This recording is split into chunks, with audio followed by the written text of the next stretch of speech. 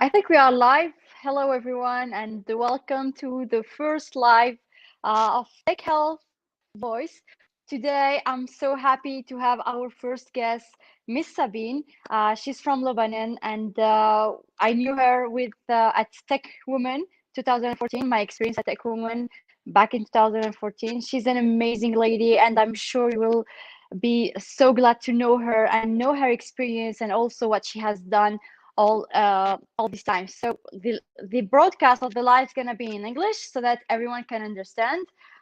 We cannot speak in Arabic because each of us has like different dialects, so she's not gonna understand me unfortunately. But that's why we have picked up the English language so that we can understand what we are saying. So I will let Sabine introduce herself to all of you guys. Yeah, here we go. Hi everyone. So I'm from Lebanon. I'm an electromechanical engineer, and I founded my startup in 2014. Uh, it's called the Makers Hub slash Kids Genius. So first it was Kids Genius, but then youth became teenagers, and they had some issues with the name Kids, so we had to rebrand it. Um, it's a workshop for kids and youth where they get to access tools and equipment to build their own projects and toys, starting with raw material. So this is in general. And I'm Okay. at Russia and Tekumen. Yeah. Yeah, we met actually in Tecumseh, and you were living in Mountain View, I remember, and me, I was in San Francisco Center, Yeah. and we were able to just go and to meet each other and go on some adventure on the weekend. So it was quite a funny experience, and I'm so glad I met you because we were like we had some common points. I remember we were both like very dynamic, very active, and those type of stuff. Like we were not that kind of every activity that people were scary of. I remember we were not scary, and it was Yes. those the things that made us more have our friendship stronger, and it's since 2014, so it's almost 6 years, and I've been following Yeah. you and following your process and your progress through all Kids Genius. I've been following Kids Genius in all the activity. I remember also you have done a workshop in the Tech Women delegation trip back in 2015 in Tunisia. So Yes. please let us tell us exactly why you thought about this idea and why this came into your mind. Like, what was the problem back there in Lebanon? Oh, actually, it was a need since I was a kid. I didn't have this idea when I was a kid, but now that I started it, I started remembering moments where I was wondering, where can I try this thing? How can I build this toy that my parents are not buying for me? So when I was a kid, the first time we got a TV with a remote control, for me, it was something new. I can command things wirelessly and it will do the same thing that I want. Like I push five, it's five. I push six, it's six. And it never makes mistakes. And I was wondering if I wanted to create this, how can from where to start? How can I decide what I need? And when will I be able to think and know what I need to develop such things? Um, and also, whenever we go to kermes and some festivals, kids are eager to play the toys. I was watching the toys and understanding how it works. So, you know, this wire game with a loop, and you have to go through a wire without touching it, otherwise, you lose.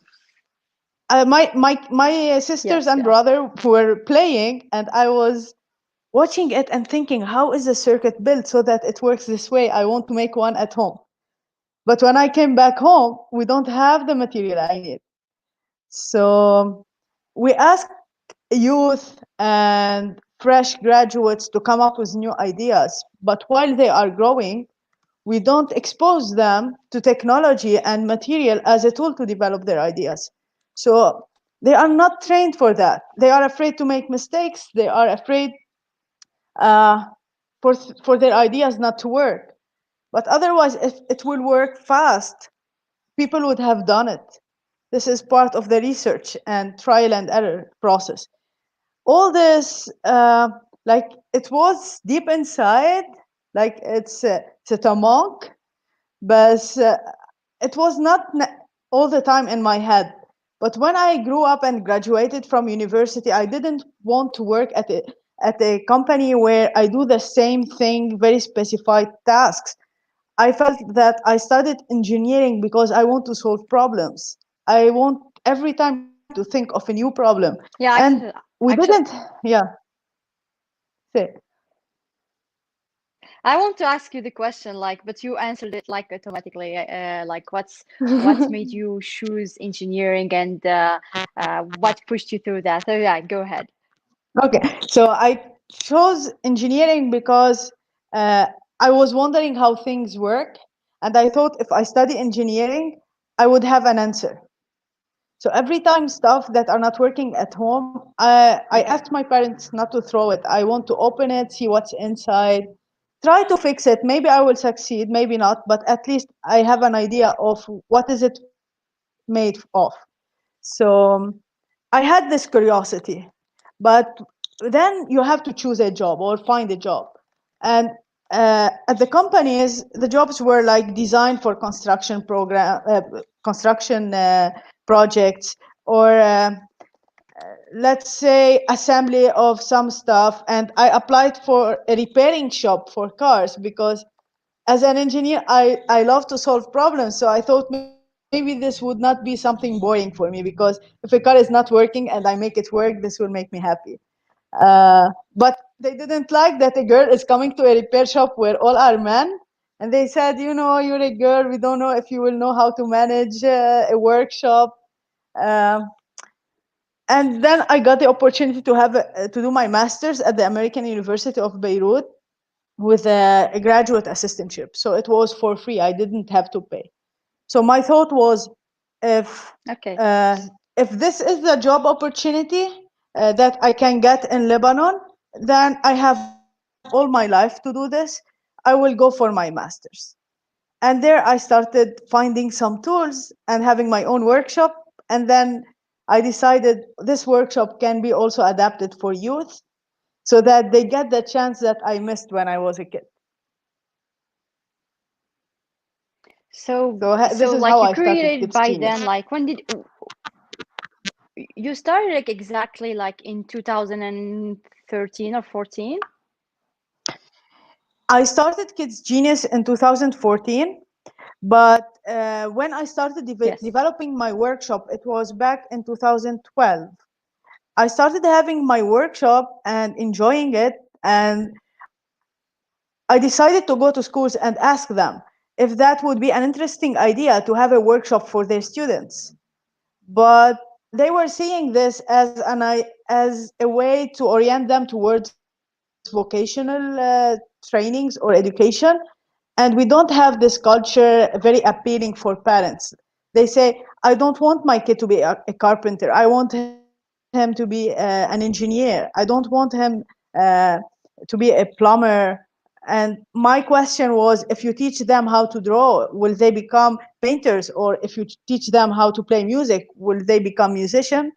It's not this. You open up the horizon because we need every person in the society.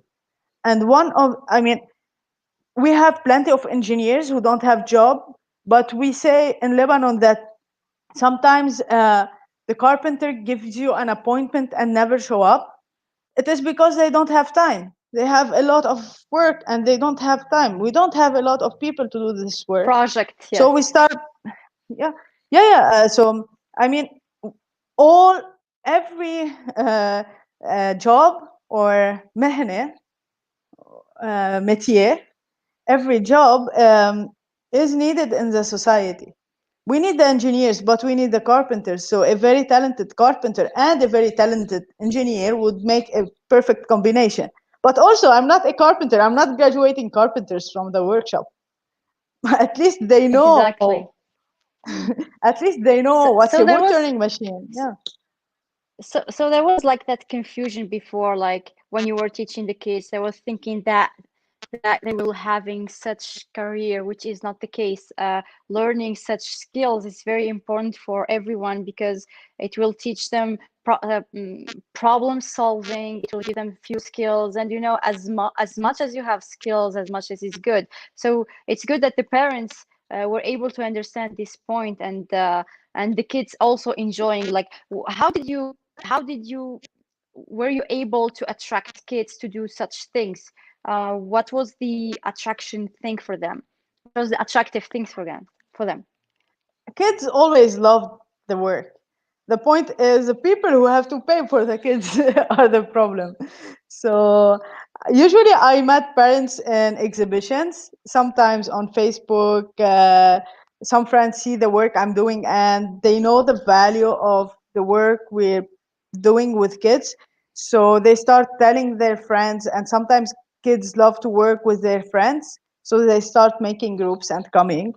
Um, but the challenge first, because I started with less awareness for the parents and for the society, so they were not seeing this as a valuable activity for kids. Especially it was the era where people started seeing robotics as Lego kits, and people with kids within 2 hours they can build a robot and do some programming.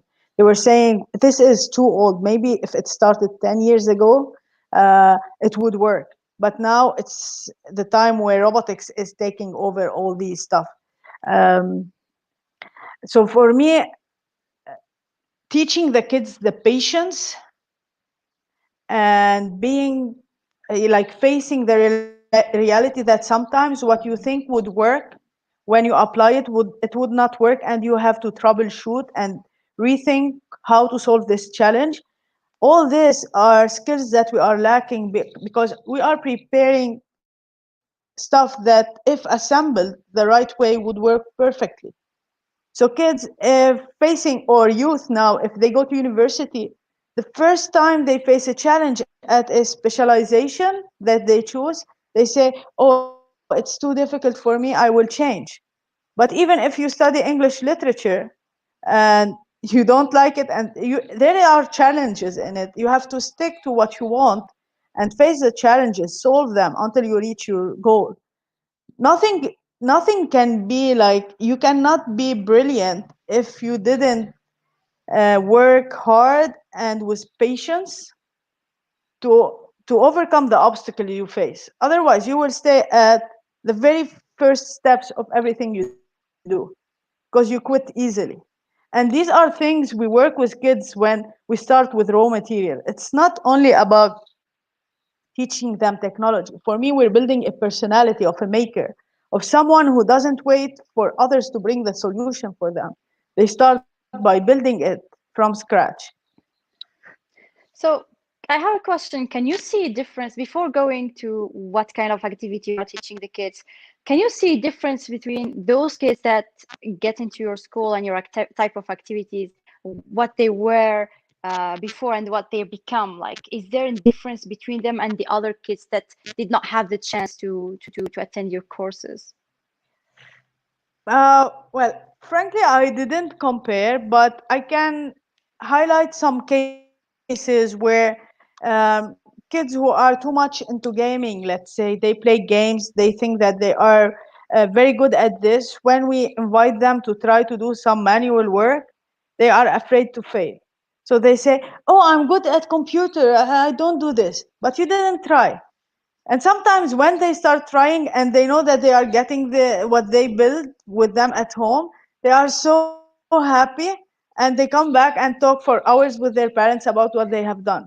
Kids are not exposed to this, and they think that what they know how to do is what they are good at. So I didn't compare, Okay. but I'm sure that I have students who stayed in our concept for 4 hours and a half, sorry, 4 years and a half, but at the end they were not learning courses, they belong to the space.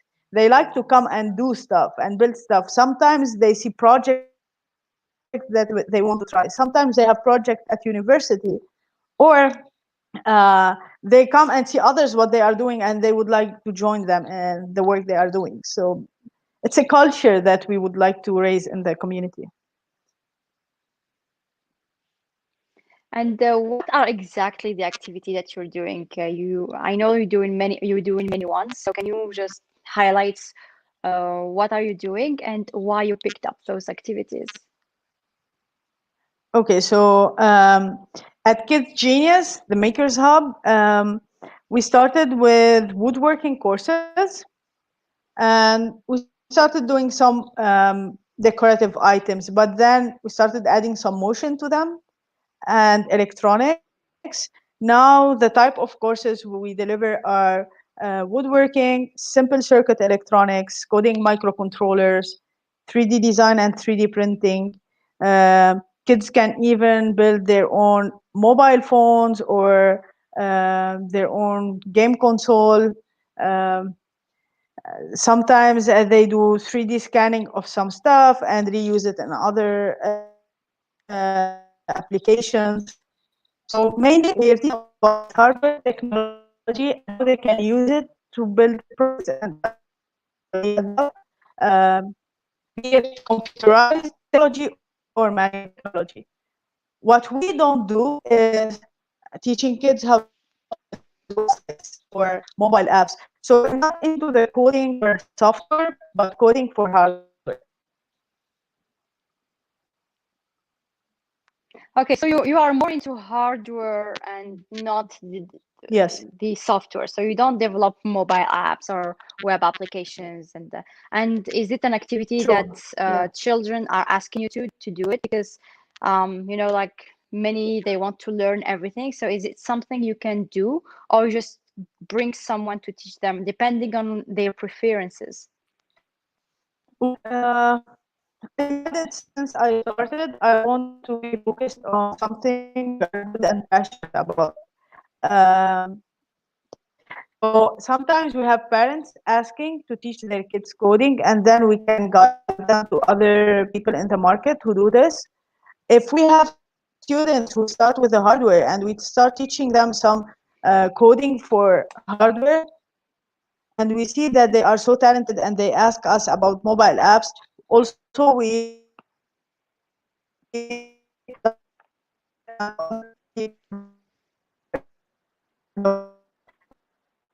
we could let's say ask someone to join our team to deliver this. But for me, having this complementary activities in the market is healthy rather than everyone doing everything. We're good at what we do. We want to be specialized in it. Let others do what they are good at and specialized in. This is how I think. I don't Okay. want to do everything. Yeah, it's not easy to do everything, especially if you don't have enough resources or human resources, and that's quite an issue. So since you're focusing on that kind of activity, it's better to stick with it and to make it perfect with time. So tell us about the evolution of Kids Genius. I remember it was Kids Genius for quite a couple of years or 3 years. I'm not sure about the details, but then you rebranded it, and you kind of you didn't change the name, but you added some new a new name. Why did you do that? Like, what was the need, and what makes you to take this decision? Okay, so in 2014, I founded Kids Genius. First, because there was no awareness. I had also a debate with my parents to convince them that I need to do this at our family business so that I can lower my running cost. Like, I didn't want to pay for renting. But the challenge was that the building of the family business is an industrial zone that is not very appealing for parents to leave their kids there. So, but for me, it was if parents see the value, the place is not a problem because I will invite them to go and see it's a family ambience. It's not an industry. It's a family business. So I started there with low cost and with the lowest cost possible, let's say. I have gathered some money from my research at the university and invested to start the workshop. But after that, I started. visiting schools, doing some workshops with schools to convince them that they can ask for our services. So we go and deliver classes in the school uh, by coordinating with a science or math teacher. So according to what they are teaching, we do an application, a hands-on application for that. Then we started being approached by NGOs to teach underprivileged school students or school dropouts uh, by teaching them some tech skills and trying to help them develop some maker skills so that they can maybe start working on products that they can make and sell. With that, I started being able to employ some people. So before I had friends and I had some part-time team members, but when I started getting work with NGOs, I was able to hire employees. I have now 3 employees full-time and 4 part-timers.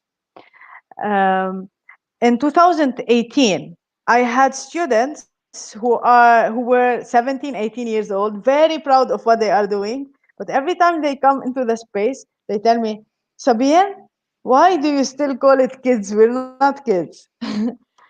So I always had in mind the Makers Hub project name.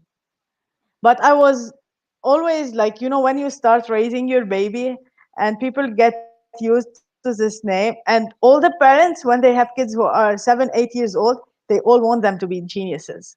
So it was music to their ears, like kids genius. I cannot get rid of it. So once I started then getting calls for people asking more about kids genius, and I said, oh, there start to be awareness about it. So maybe I should move to a workshop in central Beirut Digital District. And when I moved there, I named it the Makers Hub. I kept Okay. Kids Genius name for the program that is 7 to 11 years old. So now the Makers Hub is the business brand, but Kids Genius is a program for kids from 7 to 11 years old. Then they are into the Makers Hub program or courses. Okay, Sabine, we have a question. Someone is asking. I will show it here. And so, yeah, Busenna is asking, like, why she attracts kids, why she didn't choose teenagers. They need help more than kids. We see most of them didn't know what they need to do. Like, what's uh, what's your Okay, idea about I that? cannot I think kids are I cannot more say that. are excited, I think. No, I didn't say that let's say, I'm helping youth to choose what they want to do. What I'm trying to do is not to see technology as something that we buy, use, and if it is not working, we throw it away. Technology can be used in a way where it's a tool to develop your agriculture tool, your sewing tool, your cooking tool, your cooking tool. So for me, it's not something we are helping the need. So if you have a need and you are equipped with the knowledge of how technology could serve you to develop your solution to your need, then we start producing technology rather than buying it from Europe or from the US. My problem is that we are asked to come up with new ideas, but we're not equipped with the asset that we need from knowledge and exposure, so that I know what is there that can help my ideas to come true. Um, Teenagers, maybe they would like to become dancers. I'm not teaching dancing in my business. So I'm not focusing on directing them to go into technology. For me, even my niece, I take her, she is 5 years old. I take her with me to work, but I tell my sister, look, even if she wants to be a musician or a singer, that's perfect. But knowing how she can use technology to make a better show, this is who, yeah, these are the people who are winning in Britain's Got Talent or America's Got Talent or Arab Got Talent. So the best team dancing with some lights and arts. So technology is in all fields. They can do whatever they Exactly, want. it's in But everywhere. yeah, so I mean, in every field, now you can sew faster and you can do very complicated design because computerized machining got into a sewing machine. So you can write names, do some paintings with just inserting the drawing, and the machine will do it for you. Before, it used to take years to finish it. So maybe someone likes to sew. And when they come and see how computerized machines are used to make our life easier in production, for me, they can go in Arabic يسخر التكنولوجي. Great. So I hope, yeah, I hope.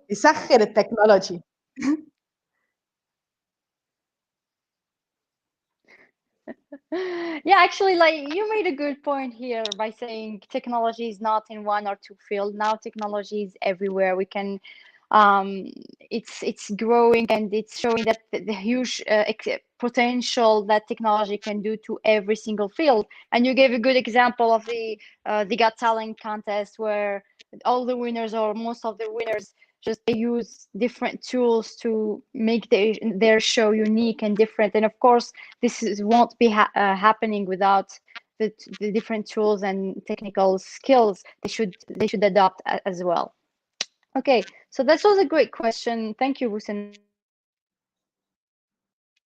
Let them in the chat box, and of course, we'll try to answer all the questions. And by the way, we have a surprise for all of you by the end of the live. So we will share it with you at the end. So stay until the end. We are supposed to do an hour, so hopefully we're not gonna pass much than that. But by the end, we will share with you something we believe it's gonna change your life and also change many people's life around you. So stay tuned until the end. We will share with you.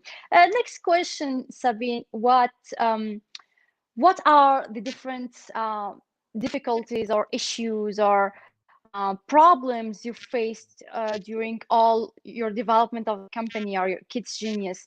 I know it's not easy, and I've been following you all the time. We keep calling, and you were telling me things, but in the end,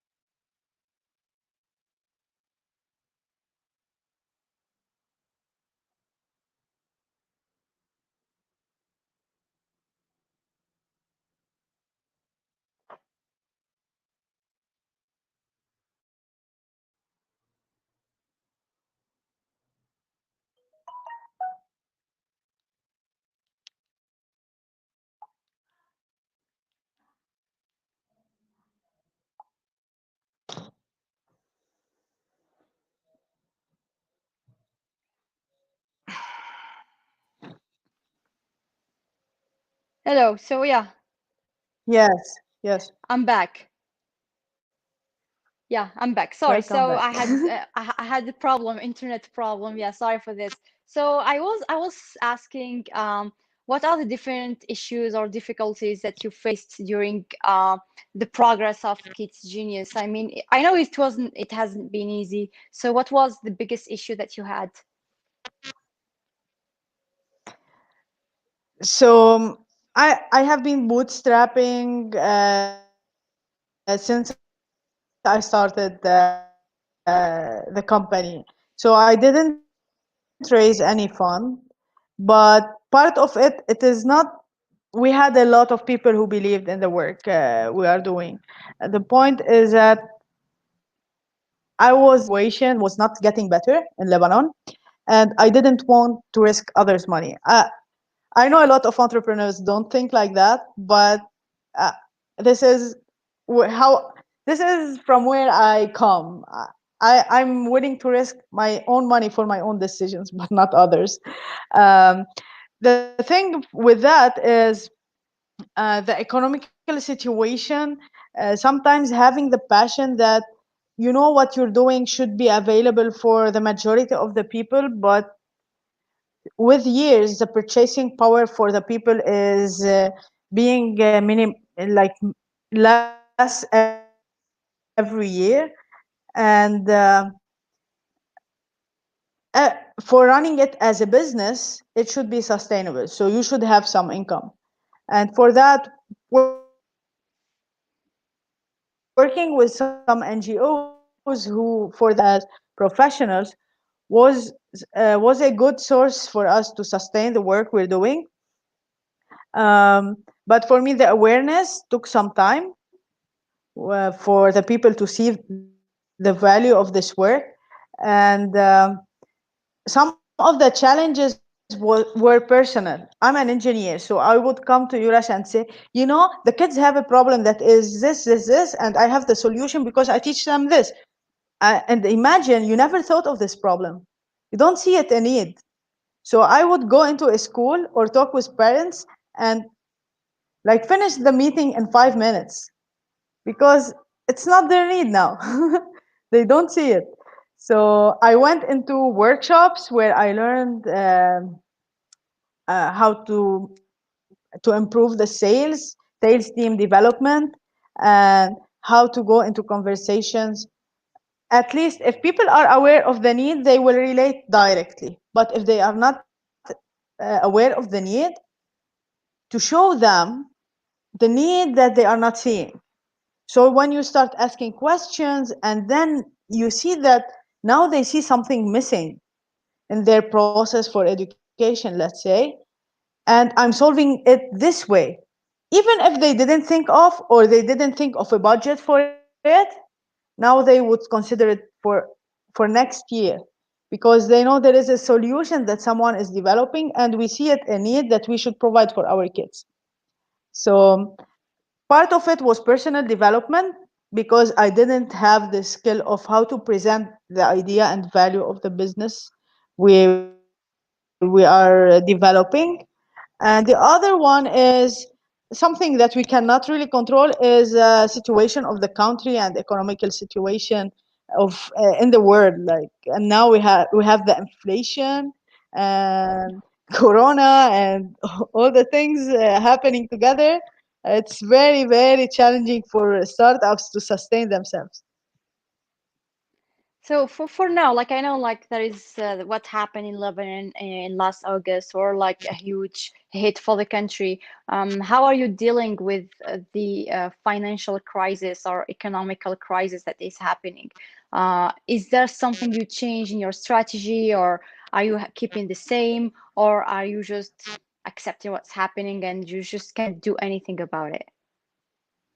When Corona started, I was resisting a lot on switching online because we rely on hands-on working with your hands, soldering, building stuff, and I didn't want to remove this experience from the whole model. After August 4th, and all the time, I always search to be free. So if uh, just a small background about Lebanon. Now with the inflation that is happening and the trust that is almost zero in banks in Lebanon, everyone wants to withdraw their money from the banks, and banks are holding our bank accounts, and they specify a certain amount The that you amount. can take from your own money every month. So and I thought, if this is a problem, I don't want to feel stressed. I will search for ways to minimize my cost. So I did some decisions on the business level. And because of Corona, we had to stay at home during the curfew before August and the big explosion. So I planted my own garden. And for Yeah. me, it raised my morale. Okay, I was feeling with all the stress and negative vibes happening in the country, I was feeling relieved by working in the garden and felt that God created life in a simpler way, but we choose another lifestyle that makes us more stressed and worried and caring about a paper we call money that we have created. It didn't exist before. So I'm somehow, I was feeling independent. I use this system as long as I'm living in it. But if they decide that they will block it in the banks, that's fine. I can live without it. This is how I was thinking, just to remove some stress on myself. But Tell us. after August 4th, yes, tell me. Okay. No, no, finish. We will talk about Okay. the gardening experience. Yes. After August 4th, I was in the explosion. I was in Beirut. And for me, I had this feeling that I was saved, like many others, by grace from God. I mean, the probabilities of me being in a certain space inside Beirut with this huge explosion and not being injured, neither my car broken, for me is not a coincidence. Um, so I was thinking, what can I do now that people don't have homes, neither a place to change their clothes? I mean, if I tell them I will teach you how to build your own project or toys, it's not now a necessary skill to learn. And I wanted to feel useful. So I started to think, now maybe I should move online just to keep my team. And because they trusted the company and joined us, I don't want to give up on them. So now we started giving some online classes for the local community. We're fine tuning the online courses so that we can move outside Lebanon.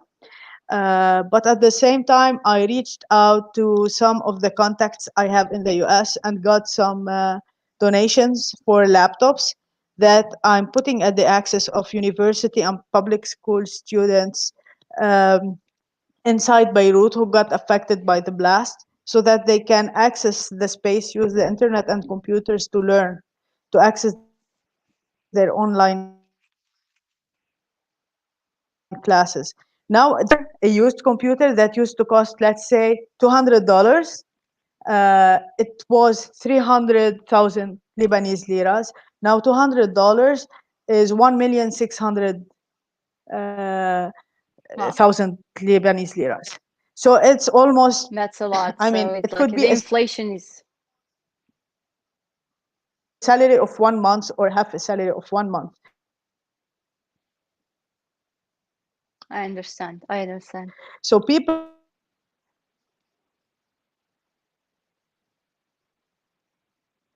if they have 4 kids,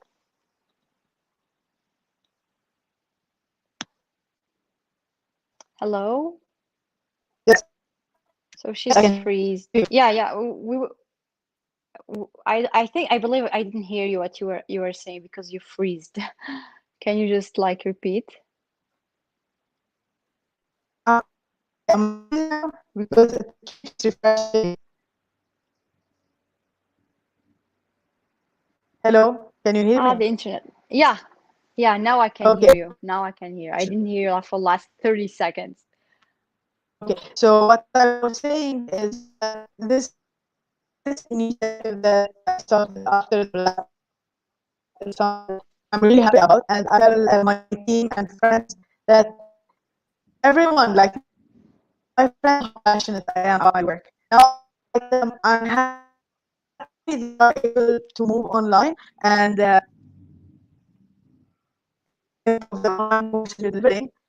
For me, this is something I do, but now what is really is me providing tools and opportunities for people to be able to stop the spread of the coronavirus in the country.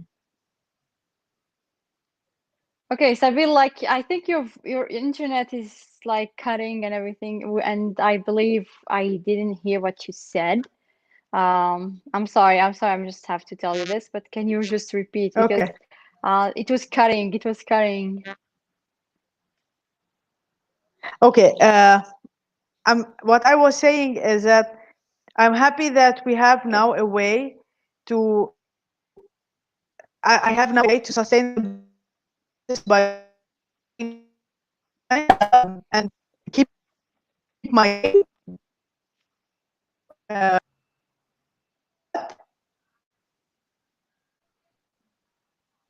Yes. Yeah, Can you it's hear fine. now? It's fine. But yeah, I think I can hear you right now. We're sorry. Like internet connection, like is bad everywhere apparently. We just had like Yes. an electricity cut just before this podcast. But yeah, I was saying, tell me about what you were doing as extra activity. You said like by the COVID-19 issue and when the businesses were not really working fine, you started an activity and I was seeing it and you were sharing with me. You decided to do gardening. Like, why did you decide to do this activity? Like, why exactly gardening? I'm a big fan of organic foods, and like this is a channel that talk about health and technology, and we're so curious to know why did you start like the gardening activity, and how was the income, so that we can share with our people here who are following us, so that we can maybe inspire them to go to this type of lifestyle. And like you did it, and you really had good results. I remember the pictures. Um, why did you start gardening, and how it went with you?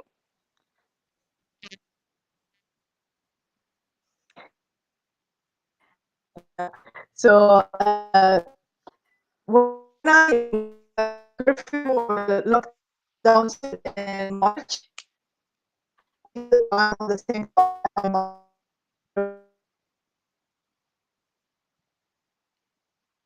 very busy. So one day she asked me to help her, and I was cutting the tomatoes, and I accidentally stepped on the tomatoes, and my body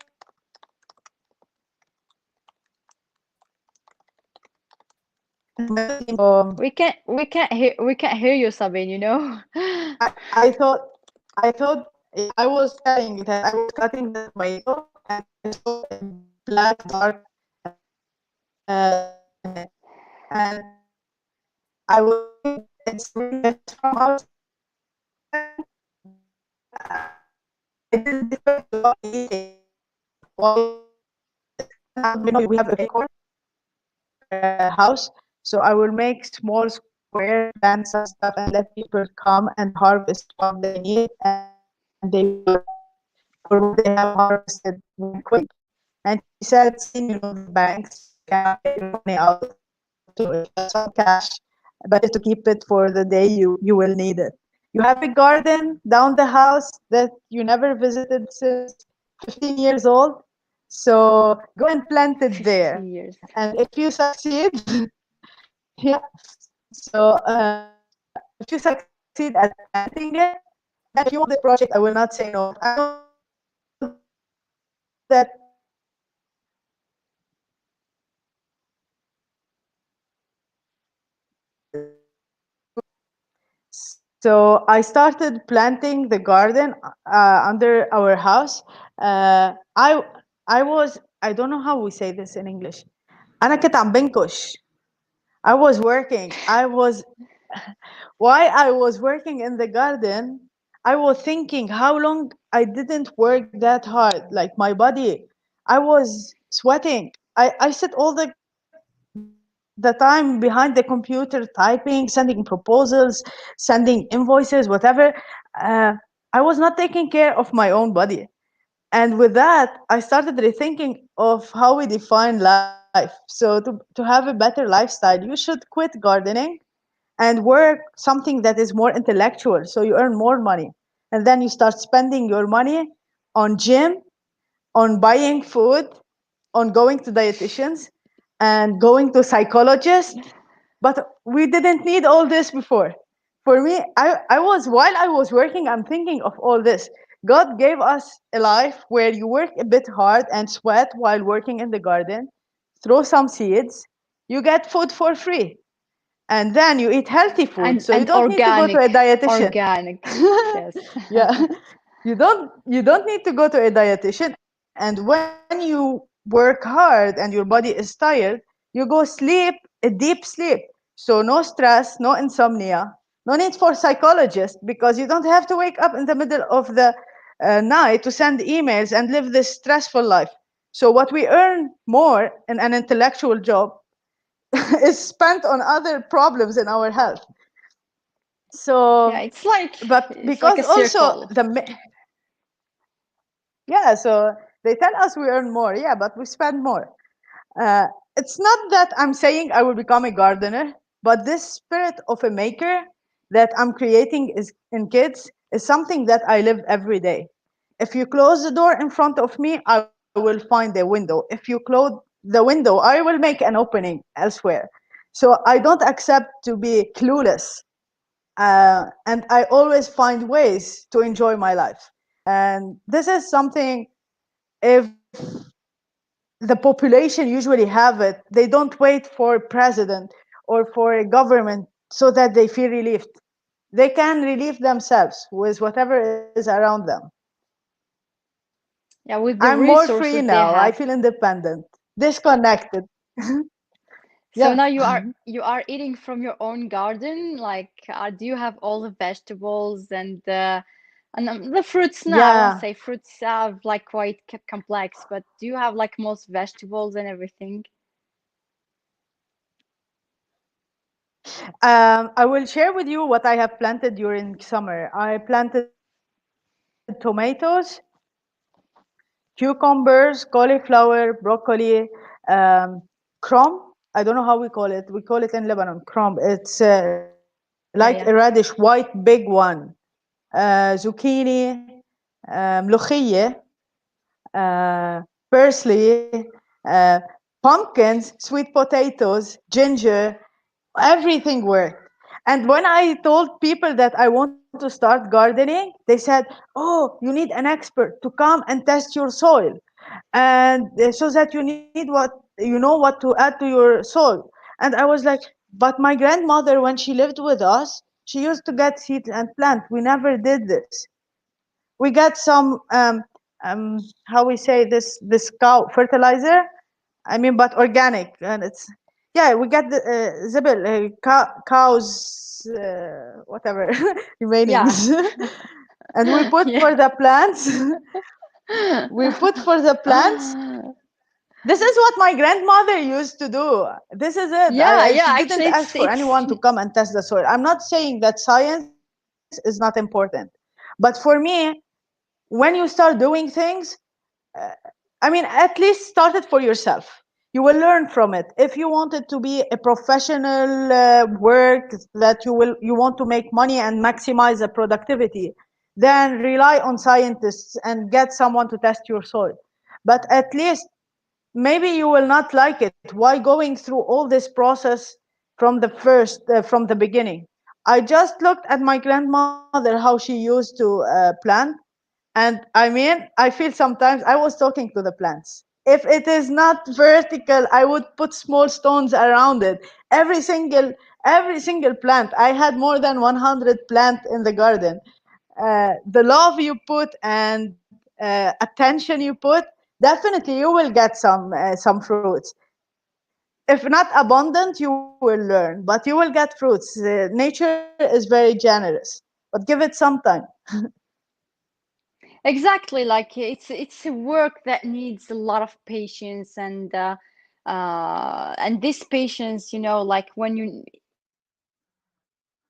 do a lot of things actually, when you are patient and you are waiting for something, a result that you worked so hard on. And I believe you because you showed me the pictures and I saw like all the vegetables you had, like mashallah, it was really great.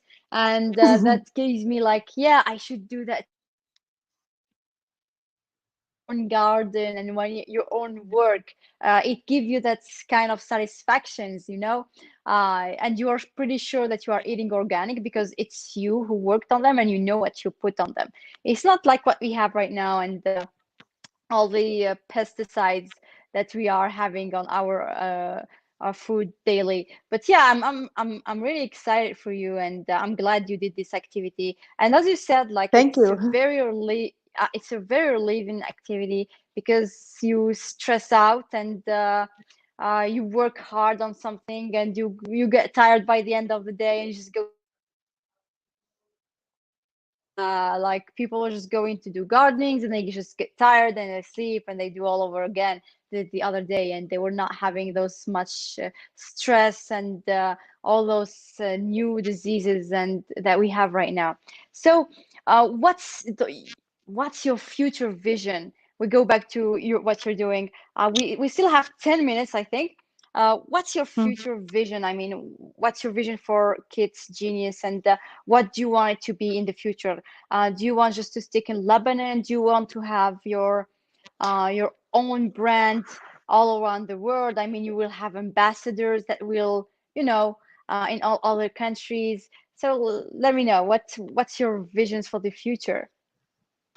Now that we are developing and working on the online version of the courses, of course, our vision is to reach out to young makers also outside Lebanon. And for me, I would love to create this community of makers who communicate together. They are graduates of the same program in different countries, maybe collaborating in the future together too. This is something we're working on. Hopefully, by the beginning of next year, we will start our, let's say, e-commerce platform where people from outside Lebanon can subscribe to the courses. And it's always hands-on. So we're doing it in a way where students will always have the experience of building stuff in their hands, but with a Yeah. twist of an online version. And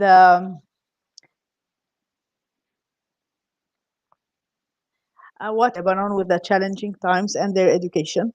So also I'm trying to be fair with the opportunities provided for other kids outside Lebanon and the kids in Lebanon. And this will be relieved soon. We will see.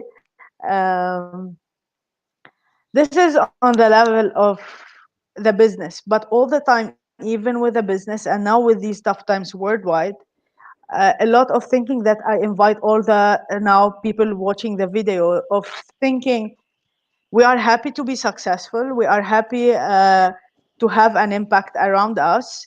But for me, always having this in mind that one day we will all leave, even our body will stay here. Let's work all together for what is best for the humanity. And it doesn't matter if I'm the one who's doing it or I'm the one who is contributing to it. I don't have to be the leader. For me, keeping our touch and making a change, um, I'm very sad to see a lot of problems happening in different countries, but this is because good people are shy to do their work, while people who like to do evil are not shy to do it. So because of people who are not doing good, we are having more bad events. So Yeah, for because the me, good people always, are just afraid. yeah, we should not be afraid. We should do things and be proud of, not to show off, but because we're invited to grow in humanity. We're being destroyed as human, and now we're meeting online. We become like aliens.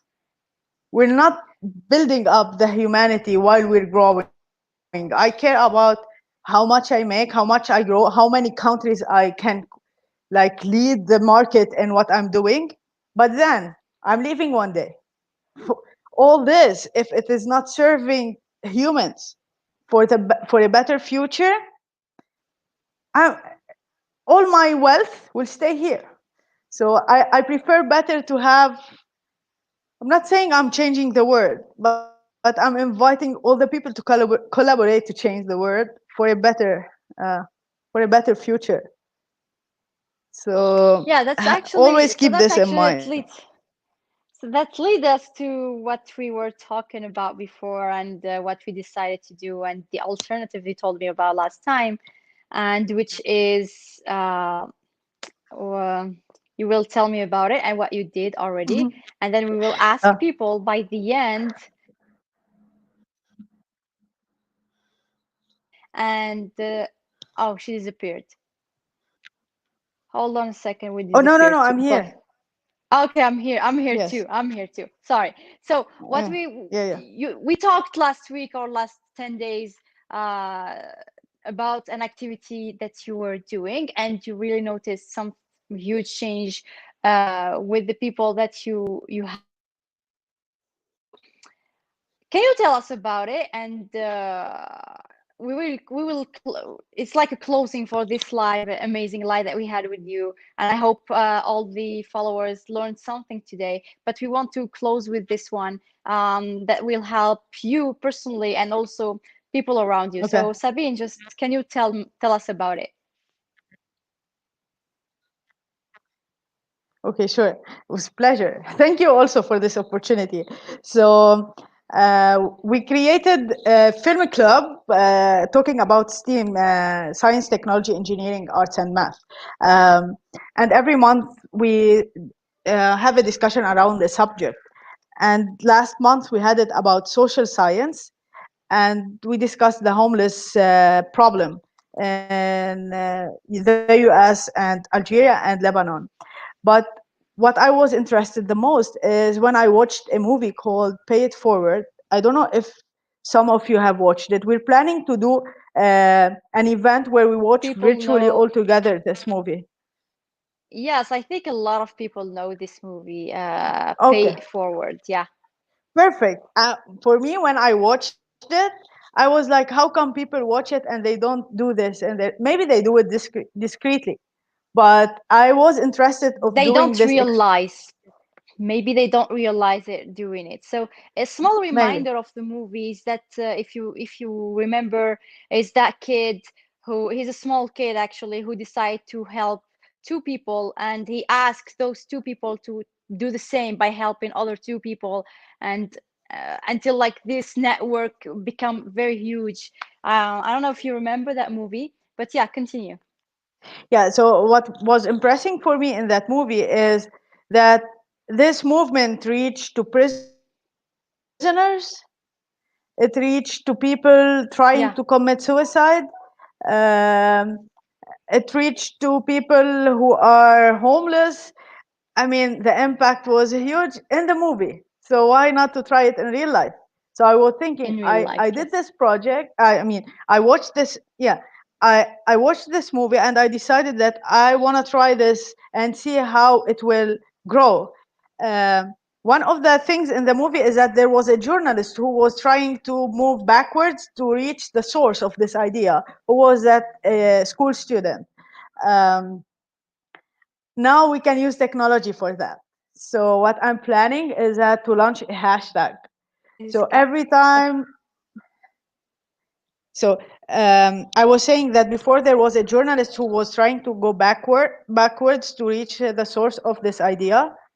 Uh, if we launch this now and we try to use a hashtag for that, we can benefit from technology and see within 1 month. Let's say the deliverable date is 15th of December. We want to measure how much this has grown. So I Yeah, hope that this call with Russia and me,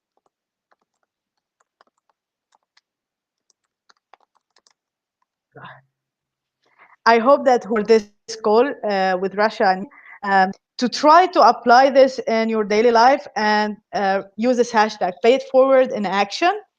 And in 15 December, we will see which countries it reached and how many people there. And it's exponential. So some people sometimes say, if someone does something good to you, you have to give it back to someone else. Now, the rule is if someone does something good for, or you do something good for someone, it doesn't have to give money or to give a car or whatever. You may help an old yeah, person who is carrying out some stuff to their house. Okay? Take a picture with them and tell us the story with this hashtag. But the most important thing is to share the movement you're doing. So tell this person, I'm doing this happily, hoping that you can do this or anything you can do with 3 other people, and ask them to do the same hashtag. So with that, we can track how much it grew, and we can also be proud of the amount of good acts that are happening every day until 1 month. And if we consider this as our lifestyle or our duty every day, like we eat or drink, we can amplify the good actions in the world.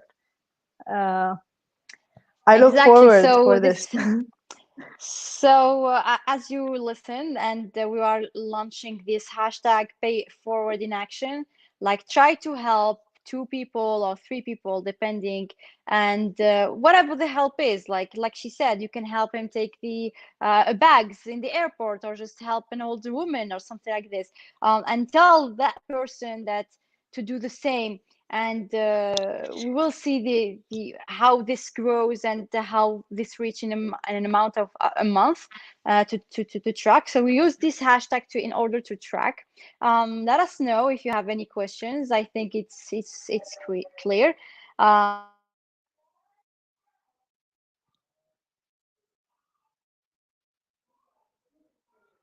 Forward in action with all of you by sharing with you all these amazing people that we will host in our Tuesday live at Tech Health Voice. Once again, Sabine, thank you so much for being here and for sharing with us your experience with your Thank you. company, with Kids Genius. We keep in touch, and hopefully we're gonna meet soon after this crisis is Yeah. all gone. Hopefully Hopefully, we we can meet receive in you in we can Lebanon. yeah, we can meet soon in person. Like we didn't see each Yeah. other since 2015, I guess. And I Yes. hope I Yes. can see you and see what you are doing and share it with our followers here. Thank you again for everyone who followed Thank. us. Don't forget we are present on Facebook page, YouTube, and Instagram channel. If you want to follow Sabine, so she's also there. You can see she social media or the social media of her company, so that you can follow and see exactly what they are doing. So it's great. Can you share with us, Sabine? Yes. Yes. Yeah, Okay, yeah, but I have some stuff I have to update. Okay, channel. it's fine. Okay, and okay, genius. You can check it starting tomorrow. This is for Facebook. I'm sending, and for Instagram, EMH channels, Okay, so and you brought wait, wait. good, great. Hold on, I will put them here so that everyone see them. Here we go. Okay. Okay, so you I'm can sorry, see it's in her private. channels. It's fine. Yeah. So those And are the yeah, account of Kids Genius. Great.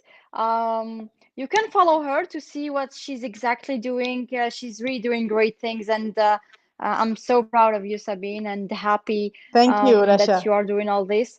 So once again, thank you so much to everyone who has been here. We'll see you hopefully in another Tuesday TechHealth Voice Live. Stay tuned and see you soon. Sabine, take care of yourself. Thank you for staying late for us. I know it's not very early Thank in you. Lebanon. See you soon. Bye bye. Take It care. is my pleasure. And okay, bye. You can finish. You can you can say what you did Oh, you want to say. I was I wanted to say think of this hashtag as we all collaboratively are contributing and making a better place in the world. Um so the project would be more impactful by the engagement of every one of us.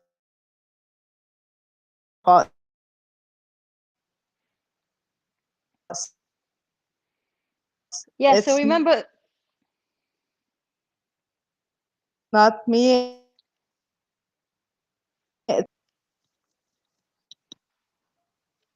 yeah, it's every one of us. Every one of us has responsibility to make a change, and this hashtag will allow you to track yourself and also share it with everyone around you. Also, if you need any questions, do not forget to ask us, me or Sabine. You can contact us on our I don't know, our channels. We will be glad to answer you, or here on the Facebook page of the Tech Health Voice. So see you soon, Sabine. Take care of yourself. And everyone, please take care of yourself and take Bye. care of your health. Stay safe and stay protected. See you soon. Bye bye. Bye.